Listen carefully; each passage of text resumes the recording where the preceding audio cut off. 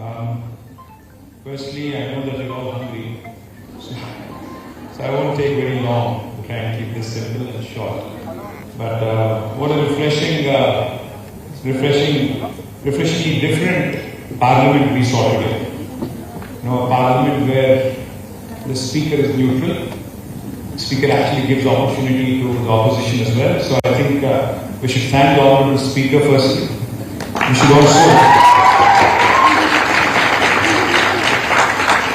And the refreshing change in the sense that both the treasury benches and the opposition both in fact showed a lot of civility towards each other. Typically they say parliamentary language में बोलना है, पर क्या होता है आपको भी मालूम है, मुझे भी मालूम है. पर इसलिए so I think we should give a big round of applause to all of them.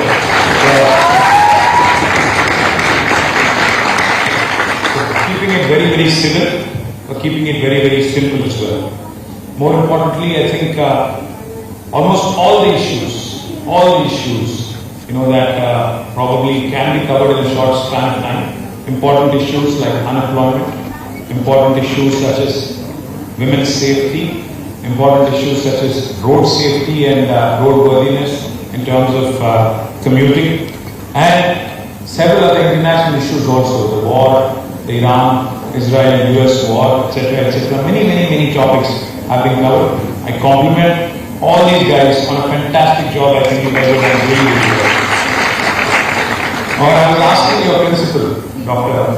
Sister Vijay, if all these guys are prepared on their own or if they have been given some inputs by the teachers. So I think we should give a big round of applause to the faculty as well for preparing the videos. Let me say one thing. There is a very senior judge in the US Supreme Court, Justice Ruth Bader Ginsburg. She had very famously said, "Women belong in all places where decisions are being made. Leadership rarely begins the day someone takes office. Leadership begins much earlier, such as in spaces where ideas are debated, arguments are sharpened, and voices learn not just to speak, but also to be heard." I think that's exactly what we were witnessing at St. Anne's College today. So I think this hall is one such space where you saw young women trying to understand issues, trying to articulate them, trying to enunciate probable solutions as well. Now, I think all of you know just 2 days ago, we had celebrated International Women's Day. Social media was full of posts, celebrating women's leadership, achievements, etc. But walking into this hall today, actually, it feels far more meaningful than scrolling through those social media posts. Because today, we're not just celebrating women, we are seeing young women preparing to lead this brilliant country of ours, brilliant state of ours. So I think you see a lot of young women in this room here who possibly, potentially, can become politicians, can become leaders, can become public representatives, can become really change makers. Before speaking about larger themes and before speaking about education, because we are in an education institution, let me also acknowledge something important about your institution, the St. Anne's College for Women. Today, education has increasingly become a very noisy space. It's all about marketing everywhere, rankings everywhere, promotions everywhere. But institutions like St. Anne's, I said this to your principal as well, represent something far more meaningful. For decades, for almost 43 years, St. Anne's College has quietly gone about it, doing quality education and consistently doing this, the real work that is needed. That is something really appreciable. And all of this is being done without any noise, without spectacle, but with enormous impact. You have educated generations of young women and prepared them to step into the world with confidence, independence and purpose. And when an institution goes a step further and creates a platform like Youth Parliament, it does something even more significant. It encourages young women not just to pursue careers, but also to engage with governance, public life and leadership qualities as well. Let me share something interesting with you. On January 26, 1950, India became a republic. On that very same day, Supreme Court of India also was established. And yet, almost 8 decades later, we're almost on the verge of 8 decades plus, India has never had a women Chief Justice so far. This fact should not discourage you. In fact, it should encourage you. Very soon we will be having our first Chief Justice of India, a lady Chief Justice of India, Justice Nagarjuna. Hopefully, some of you in this room, because you're all students of BA, public admin, I think journalism and multiple other courses, hopefully the next Chief Justice of India can also come from a hall like this. A young woman can start leading this country. As you all know, we are the world's largest democracy. But democracy does not necessarily mean elections alone and speeches alone. Democracy is when people participate. When citizens participate, when citizens are aware, when citizens are thoughtful, when they are responsible, and when they are willing to engage with leadership. Now, what do I mean when I say participate? Most of you young women have voting rights. Anybody who is above the age of 18 has a voting right. How many of you have had the opportunity to vote so far? You've had the opportunity, but did you vote? You did? No, I'm glad you did if you did. Because one of the things I see and I really feel sad for is young, educated voters in India, especially those living in urban pockets like Hyderabad. They don't show up to vote. उनके लिए election का दिन छुट्टी का दिन है। उनको लगता है कि उस दिन हॉलिडे मिल गया, फिर कौन जाएगा वो बूथ पे और 1-2 घंटे वहां खड़े रहना और टाइम वेस्ट क्यों करना है? But the fact of democracy is, in a democracy, politics decides your future. In a democracy, politics decides your future. I heard the loudest cheer when the girl who was representing Ravichandra spoke about how bad our roads are, how many potholes there are. आप लोग बहुत ज़्यादा ताली मार रहे थे, पर आपको एक बात मैं याद दिलाना चाहता हूँ कि अगर आप पार्टिसिपेट नहीं करते हो आपके कॉर्पोरेटर इलेक्शन में, आपके कॉर्पोरेटर को चुनने में, if you don't participate in electing your local corporator, local MLA, local member of Parliment, what happens is only those who show up to vote, their opinion counts. Only their thoughts and their views count. Those who don't show up, unfortunately, even though you might have the best of intentions, even though you might want the best of roads, best of colleges, best of facilities, if you don't show up and vote those people who have the right intentions, then nothing counts. So my humble appeal to all of you, when I say you have to be involved and participate in the process, I don't mean all of you have to start contesting elections. At least participate in the process, at least show up. 1-2 घंटा लगेगा, आइए line में खड़े हो जाइए and maybe take the bull by the horn, and if you don't like somebody out, kick them out. If you like somebody, vote them in. That's how democracy thrives. So my humble request to all of you, please participate. Social media में तो आप सभी लोग हैं. I'm sure all of you are on Insta. All of you. कोई Twitter पे भी है? कम? क्या Twitter बुढ़ों का है? Insta पे सब लोग हैं. Insta पे रील देखना तो आसान है, स्वाइप करना आसान है. I wish it was so easy, as easy, to change our governments just like that when you don't like the road. But unfortunately, it doesn't work that way. Insta पे you can just, move something in a second, microsecond. But government को 5 साल के लिए चुना जाता है.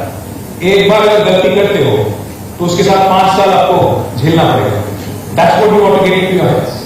कि एक गलत वोट की सजा 5 साल है. So इसीलिए you have to show up, you have to vote for those people who truly believe that they can do something. My humble request also to you, platforms like this matter. Youth Parliament, because you saw the opposition and the government engage in a debate. A sense of democracy is that. Discuss, debate, and dissent. If you don't like something, you can always. We object to it. There's a very popular saying in English which says, in a democracy, the opposition has its say and the government has its way. Because the opposition will continue to represent the people's issues. But the government, because they have the majority numbers, they can pass legislations, they can pass resolutions, they can get their business done. But the opposition still should be heard. The opposition should be given a voice. Only then democracy will truly thrive. I must compliment the leader of opposition here. I don't know your name, beta. Tanu? Tanushri.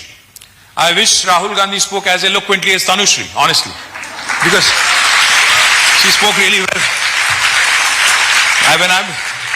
When I was listening to you, I was making notes, mental notes. Seriously, very, very well spoken.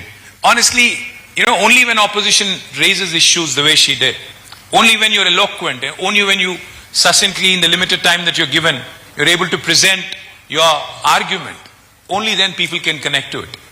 So my humble request to all of you, there are issues, there are very, very important issues that have been discussed today. One of the issues that was raised by 2 or 3 members from the opposition was about war. There is so much panic in the country right now. Hotel associations are coming to us saying LPG nahi milne wala hai, hotel band karna padega, etc., etc. There is a panic mode in the country, in India right now as we speak, not just in Iran or Israel or the Middle East. But we are starting to feel the impacts of this mindless war, which was also raised here. But the fact is, when I was listening to these girls, I realized something. Maybe I'm right, maybe I'm wrong. All the presidents, all the prime ministers, the chiefs, the heads, who are warmongering, I have to say this with utmost candor, have all been men. Have all been men. No women leader in the history of this world has ever taken their nation into a war which led to crimes against women and children. That is a fact of world. It is a fact of matter. Maybe that is the reason why we need more women leaders who have more empathy towards fellow women, fellow children, people who basically are more sensible instead of being, the kind of presidents that we see around today. I don't want to name names because I'm sure there are people watching. So therefore, what I would say is, maybe this is the time for you also to think about politics, public life, etc., etc. There was also discussion on equality. Equality is a very misunderstood word. Equality doesn't just mean providing opportunities. Equality does not mean being given a permission to participate. Equality means an environment where ambition is not questioned. When a young woman wants to be the Chief Justice, when a young woman wants to be the Chief Minister, when a young woman wants to be the Prime Minister, her ambition, or an entrepreneur for that matter, should not be questioned. That's equality for you. Where a young woman can speak with conviction, and yet it should appear normal, not as an exception. Also, we heard about women empowerment. The government was going on and on about empowerment. Atmanirbhar Bharat. Empowerment does not come from slogans. Empowerment comes from confidence. Empowerment comes from confidence. And confidence comes from voice that matters. Confidence that your ideas can be heard, will be heard. Confidence that is built through institutions like St. Anne's College of Women, where education, dialogue, participation, all are encouraged. That's exactly what Youth Parliament today is all about. I would only say one thing to all the young women here. I know you're all in the age group of 18 to 21, or maybe 18 to 22. You're all looking at the world with rose-tinted glasses right now. But I can tell you one thing. Life does not always present opportunities easily. Life ahead is going to be a tough task. So be prepared. But opportunities can be created. While it can be a tough road ahead, opportunities can be created through determination and courage.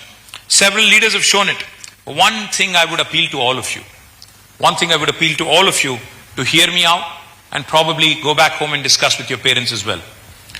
Please remember, young women, especially at your age, need financial independence. You need to stand on your own 2 feet before thinking of marriage. जब आप अपना खुद की कमाई शुरू करते हो, चाहे आप नौकरी करो या कुछ एंटरप्रेन्योरियल कुछ करो, जब तक आप नहीं करते हो, मेरा तो सलाह है, मेरा तो राय है आपसे, मेरा सजेशन है कि आप जल्दबाजी में शादी नहीं करो. You have to stand on your own feet. You have to stand on your own feet and financially be independent. Only then, self-respect, confidence and freedom to make your own choices. Only after achieving this, you should think of marriage. Because otherwise, women across the world, and sorry to be saying this, are pushed into marriages, and then they are looked at as baby-making machines, and there ends the story. You're engaged in running a home. You're just a homemaker. And trust me when I say this, don't get me wrong also when I say this, nothing can substitute self-belief, self-respect, and self-reliance. So please be financially independent before thinking of marriage. Governments and institutions can create opportunities, but it is up to you to latch on to them, to hang on to them. You need determination and courage to pursue such opportunities. And you're all growing up in a time when technology is transforming everything. You know, there is a talk that AI is going to take away a lot of jobs. I'm sure you all heard it. I'm sure you're looking at a situation where horror stories like millions of jobs going away, etc., etc. Artificial intelligence, digital platforms, and new technologies are definitely reshaping everything that we have learned so far. But the only way to survive in this world today, remember Darwin's theory of evolution, survival of the fittest.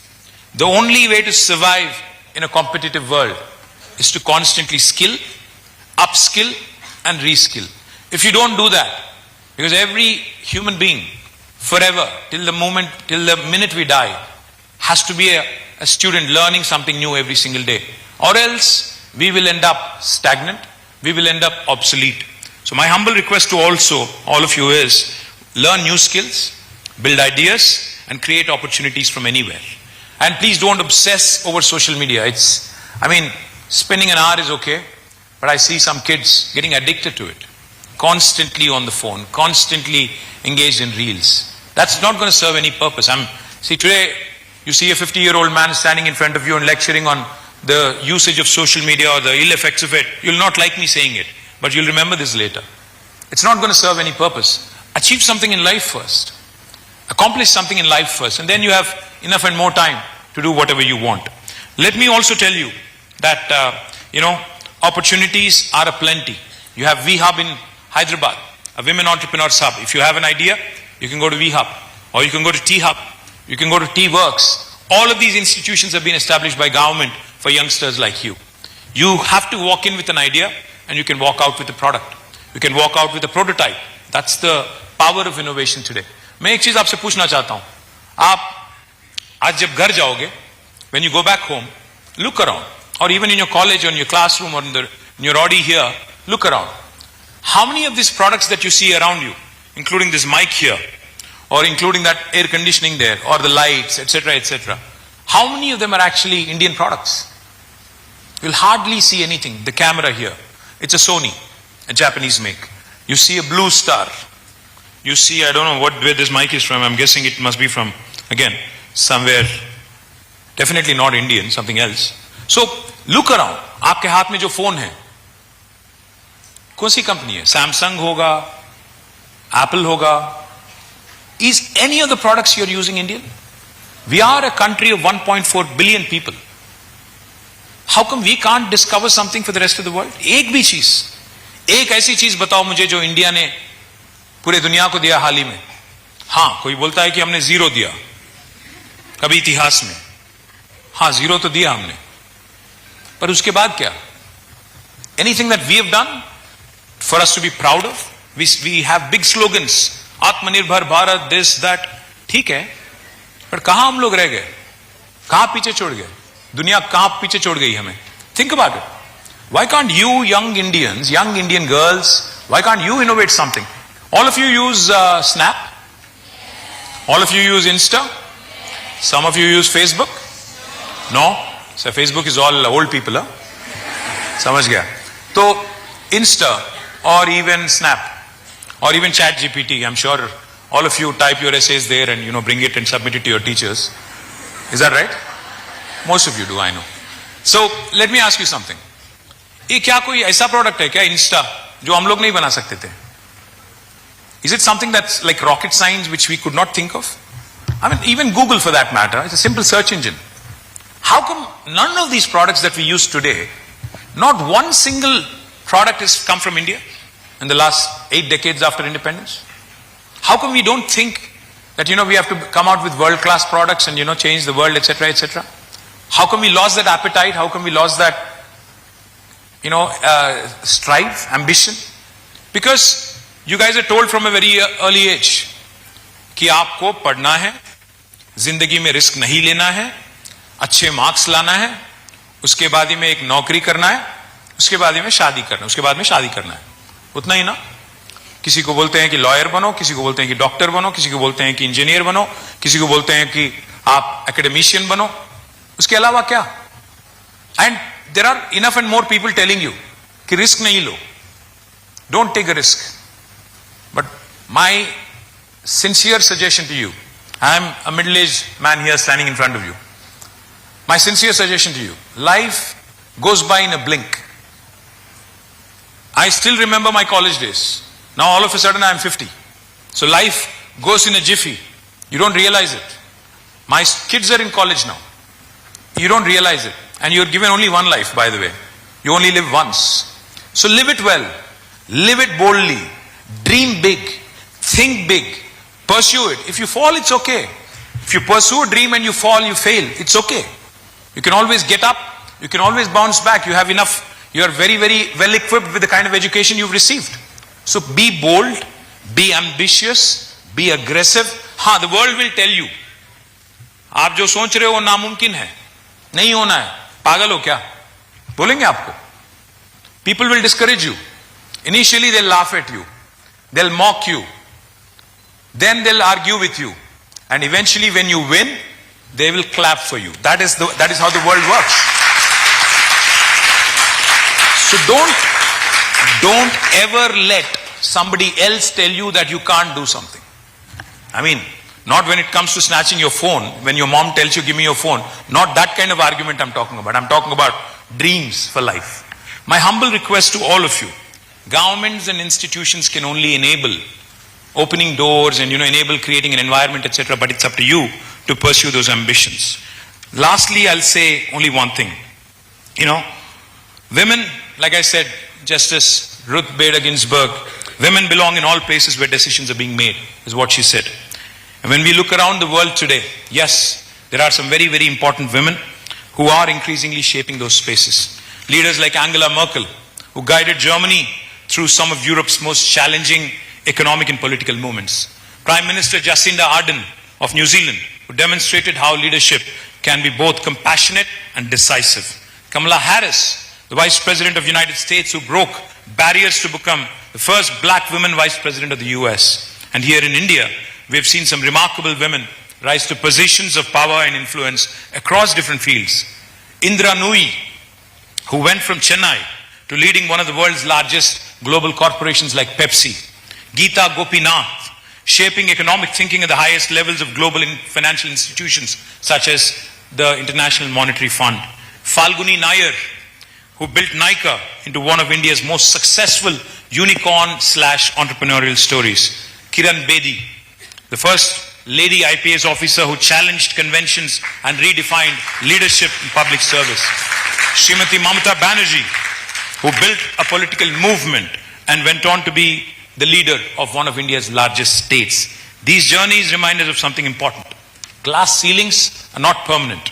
They exist only until someone decides to break them. So maybe it is you girls who probably need to think bold and think big. It all begins, this journey to break glass ceilings begins in classrooms like this. It begins when young women like you begin to start thinking independently, speak confidently, and participate fearlessly just the way these guys did.